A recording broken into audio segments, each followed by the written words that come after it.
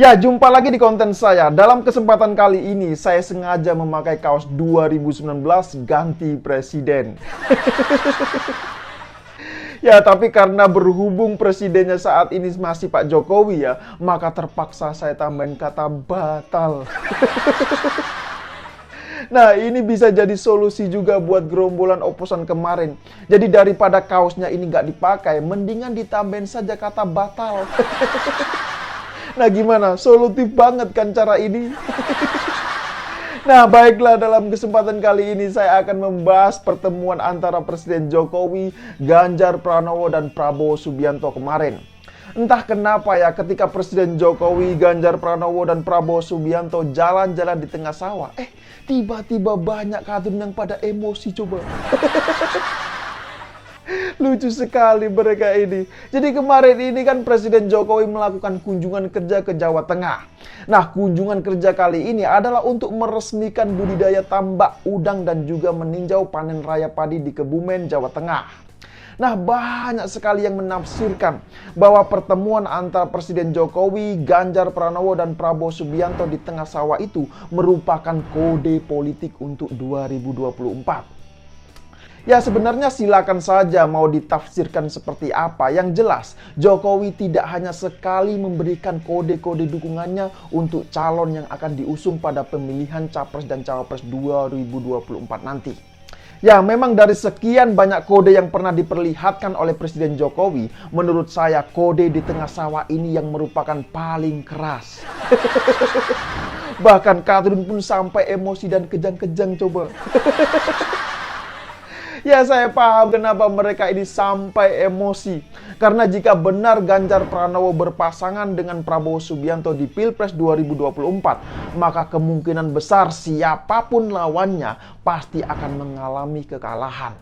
Dan ini bukan kata saya loh ya, melainkan lembaga survei yang mengatakan seperti itu. Ya, misalnya lembaga survei SMRC.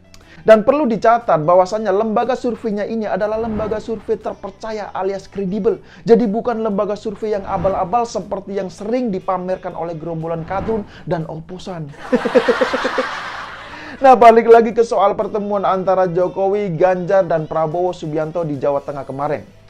Jadi banyak sekali netizen yang penasaran ketika ketiganya ini asik sedang ngobrol di tengah-tengah sawah. Malah ada juga netizen yang menanyakan, loh kok Pak Anies Baswedan gak diajak? Memang netizen plus 62 ini ada saja yang dibahas. Lah emangnya Anies Baswedan itu siapa? Menteri juga bukan, gubernur juga bukan, wali kota juga bukan. Jadi ngapain ngajak Anies Baswedan coba? Lagian apa nggak tahu Anies Baswedan kan sekarang ini lagi sibuk kampanye keliling daerah. Padahal penetapan Capres dan Cawapres saja belum ada.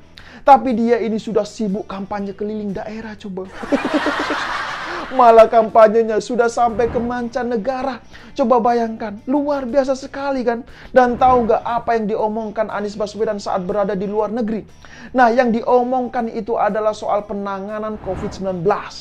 Jadi ketika Anies Baswedan ini berada di salah satu universitas di Australia, dia ini mengatakan bahwa penanganan COVID-19 di Indonesia ini oleh pemerintah Indonesia itu sangat buruk.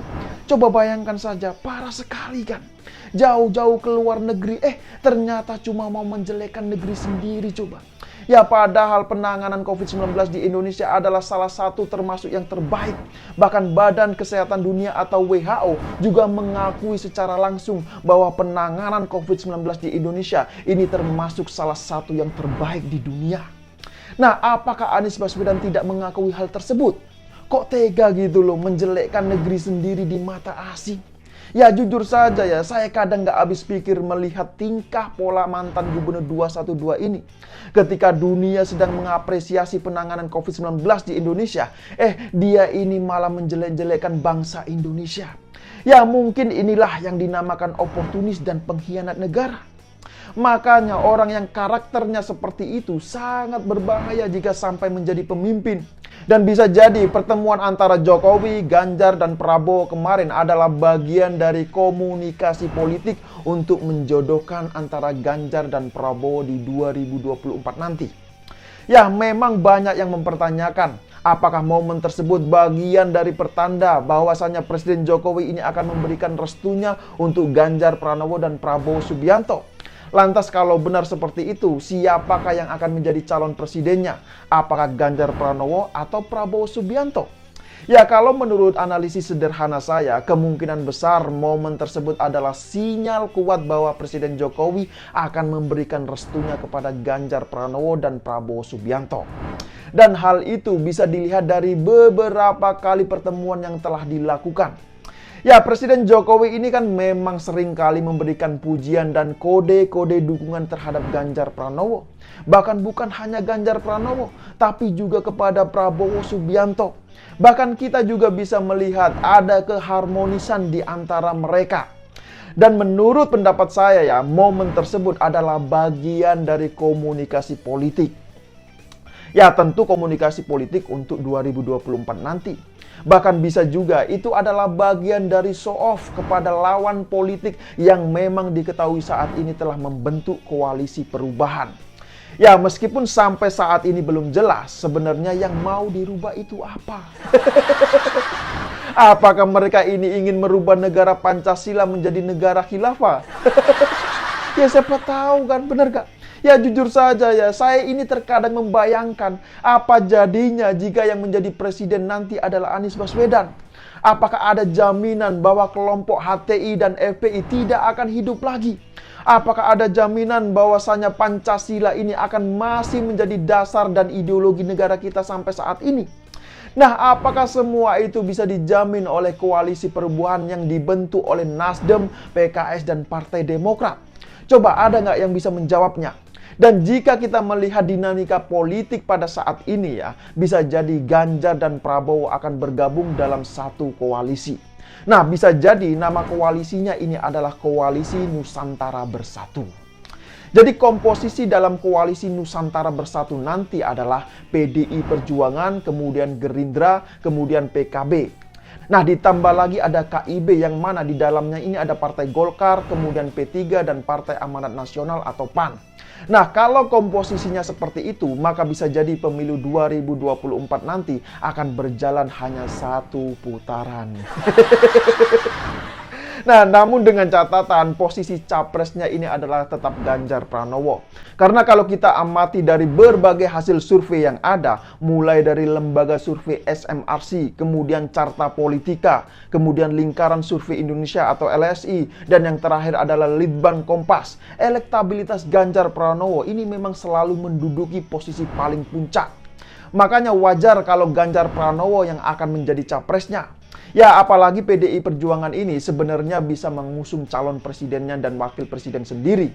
Bahkan elektabilitas PDIP juga selalu merajai dari berbagai hasil survei yang ada. Ya, tapi meskipun PDI Perjuangan bisa mengusung capres dan cawapresnya sendiri, namun sepertinya PDIP ini akan tetap menjalin koalisi dengan partai-partai lain. Ya, khususnya dengan partai pendukung pemerintah saat ini. Ya, jadi pada intinya ya, semua ini bukan hanya tentang PDI Perjuangan, namun ini juga menyangkut tentang legasi yang telah dicapai oleh pemerintahan Jokowi saat ini. Ya, misalnya soal pembangunan infrastruktur. Nah, selain itu juga masih ada PR besar yang harus dilanjutkan atau diteruskan oleh presiden berikutnya nanti. Nah, PR apakah itu? Yaitu proyek pembangunan Ibu Kota Nusantara. Nah, keberlanjutan IKN ini menjadi sangat penting dan akan menjadi legasi yang paling besar sepanjang sejarah Indonesia berdiri. Mengapa saya katakan demikian? Karena DKI Jakarta, tahu kan, yang menjadi ibu kota negara saat ini, itu adalah warisan dari tangan-tangan para penjajah, bukan murni dari bangsa Indonesia. Nah, bahkan semua istana negara yang ada saat ini ya, itu juga dibangun oleh tangan-tangan para penjajah. Jadi mulai dari istana negara, bahkan ibu kota negara yang saat ini, semua itu adalah warisan dari tangan-tangan para penjajah. Makanya IKN nanti bisa menjadi simbol bahwa bangsa Indonesia ini telah terbebas dari bayang-bayang yang namanya penjajah. Nah, pertanyaannya adalah kalau Anies Baswedan yang menjadi presidennya, lantas apakah dia ini mau untuk melanjutkan PR besar tersebut? Saya yakin dia ini tidak akan mau melanjutkan hal tersebut. Malah dia ini pernah mengkritik secara keras dan tidak setuju dengan pemindahan ibu kota negara. Yang menurutnya daripada memindahkan ibu kota negara, mending jadikan Jakarta itu menjadi kota dunia. Begitu katanya. Memang lucu sekali Anies Baswedan ini. Apa dia ini lupa ketika masih menjabat sebagai Gubernur DKI Jakarta, jalan-jalan di Jakarta itu dibuat rusak oleh sumur resapan. Bahkan kali-kali di Jakarta juga dibiarkan tidak terawat. Malah ada juga kali hitam yang ditutupi waring hitam supaya bau busuknya ini tidak tercium, coba. Parah sekali kan. Lagian kalau kita bicara soal pemindahan ibu kota negara, ini kan banyak sekali dasar-dasarnya. Misalnya soal penyebaran penduduk Indonesia yang saat ini tidak merata. Jadi dari data yang saya dapatkan, terdapat 56% atau 156 juta penduduk yang berkutat di Pulau Jawa. Nah, selebihnya itu yang menyebar di luar Pulau Jawa. Jadi alasan pemindahan ibu kota ini bukan tanpa alasan. Ada dasar-dasar atau prinsip primer yang telah diperhitungkan secara matang. Di antaranya ini adalah supaya tidak terjadi ketimpangan ekonomi, infrastruktur, dan populasi. Nah, setidaknya ketiga poin tersebut adalah yang menjadi alasan mengapa pemindahan ibu kota negara itu perlu dilakukan. Ya, memang harus diakui bahwa untuk memindahkan ibu kota negara butuh nyali yang sangat besar. Jadi bukan omongannya yang besar. Dan Presiden Jokowi ini telah membuktikan semua itu. Beliau berani mengambil tantangan besar tersebut dengan memindahkan ibu kota negara. Ya, asal tahu saja rencana mengenai pemindahan ibu kota negara ini sudah ada sejak lama digagas oleh Presiden Soekarno. Namun baru di era Jokowi lah hal tersebut ini berani diputuskan atau direalisasikan. Makanya ke depan nanti yang dibutuhkan itu adalah pemimpin yang kuat, pemimpin yang berani dan dapat meneruskan roda pemerintahan saat ini. Dan kalau ditanya siapakah calon berikutnya nanti yang sanggup meneruskan pemerintahan Jokowi saat ini? Ya siapa lagi coba kalau bukan yang berambut putih. Nah, jadi gimana? Apakah sampai di sini sudah paham semua? Ya silakan berikan komentarnya di bawah. Ya saya kira demikian dululah opini singkat Okidum kali ini. Pesan saya jaga terus NKRI. Terima kasih buat yang sudah like dan menonton video ini dari awal hingga akhir. Dan sampai jumpa di episode Okidum selanjutnya.